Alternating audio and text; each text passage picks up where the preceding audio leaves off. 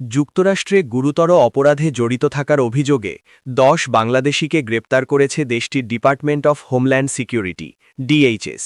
দেশটির চলমান বিশেষ অভিযানের অংশ হিসেবে তাদের গ্রেপ্তার করা হয়েছে।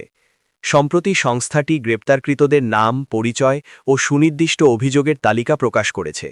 মূলত অবৈধ অভিবাসীদের বিরুদ্ধে মার্কিন প্রশাসনের কঠোর অবস্থানের প্রতিফলন হিসেবে এই অভিযান চালানো হচ্ছে বলে জানিয়েছে ডিএইচএস।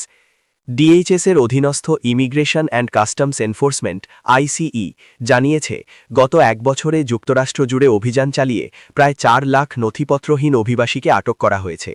এদের মধ্যে প্রায় ৫৬,০০০ ব্যক্তির বিরুদ্ধে অতীতে গুরুতর অপরাধে দণ্ডপ্রাপ্ত হওয়ার রেকর্ড রয়েছে। যারা জননিরাপত্তার জন্য বড় হুমকি, তাদের ধরতেই এই বিশেষ অভিযান।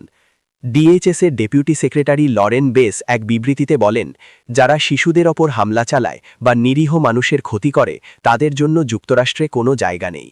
প্রশাসন এসব ব্যক্তিদের নিকৃষ্টতম অপরাধী হিসেবে বিবেচনা করছে এবং জননিরাপত্তা নিশ্চিতে জিরো টলারেন্স নীতি অনুসরণ করছে বলে জানান তিনি।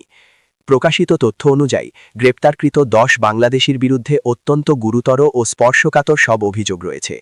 ক্যানসাস অঙ্গরাজ্যের ফোর্ট স্কট থেকে গ্রেপ্তার কাজী আবু সাইদের বিরুদ্ধে অপ্রাপ্তবয়স্ককে অনৈতিক কাজে ব্যবহার ও অবৈধ জুয়া পরিচালনার অভিযোগ আনা হয়েছে।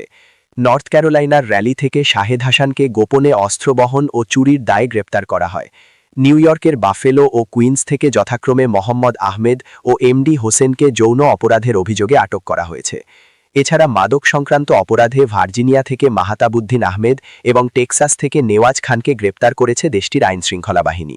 তালিকায় থাকা অন্যদের মধ্যে ফ্লোরিডার প্যানসাকোলা থেকে চুরির অভিযোগে শাহরিয়ার আবির, মিশিগানের মাউন্ট ক্লেমেন্স থেকে ক্রেডিট কার্ড জালিয়াতির দায়ে আলমগীর চৌধুরী এবং অ্যারিজোনার ফিনিক্স থেকে প্রতারণার অভিযোগে কনক পারভেজ গ্রেপ্তার হয়েছেন। ভার্জিনিয়ার মানাসাস থেকে ইশতিয়াক রাফিকে অস্ত্র ও সিনথেটিক মাদক রাখার অভিযোগে আটক করা হয়।